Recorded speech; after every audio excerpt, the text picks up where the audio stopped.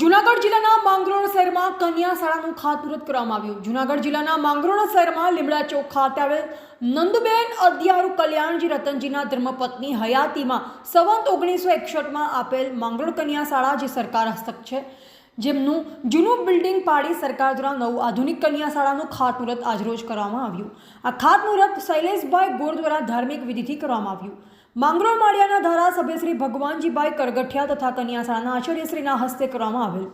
ભાજપ આગેવાન વેલજીભાઈ મસાણી, લિનેશભાઈ સોમૈયા, દાનાભાઈ ખાંભલા તેમજ ગોર કલ્યાણજી રતનજી ટ્રસ્ટના મુંબઈથી વ્યાસકાકા, મિહિરભાઈ વ્યાસ તેમજ શાળાના શિક્ષકગણ બહેનો તેમજ મહાનુભાવોની ઉપસ્થિતિમાં નવી કન્યા શાળાની બિલ્ડિંગનું ખાતમુહૂર્ત કરેલ હતું। એવા અલ્પેશ કગરાણા, જૂનાગઢ।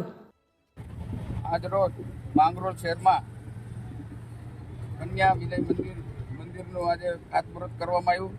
જે કન્યા વિનય મંદિર અધિયારુ પરિવારે 150 વર્ષ પહેલાં આ જગ્યા અને મકાન દાનમાં આપેલું, પરંતુ એ જર્જરિત થતાં ગુજરાત સરકાર દ્વારા માતબર રકમ 2 કરોડ ઉપરની રકમ મંજૂર કરી અને આજે એનું ખાતમુહૂર્ત કરવામાં આવ્યું। સાથે સાથે બંદર પ્રાથમિક શાળા અને બંદર સોસાયટી શાળાના રિનોવેશનનો કુલ 3 કરોડ 67 લાખને ખર્ચે આજે ભૂમિપૂજન કરવામાં આવ્યું છે ને 1-1.5 વર્ષની અંદર આ બિલ્ડિંગ ઊભું થઈ જશે અને આપણી ગરીબ દીકરીઓને, ગરીબ મા બાપની દીકરીઓને શિક્ષણનું પ્રમાણ વધે, એના માટે સરકાર ખૂબ જ ચિંતિત છે।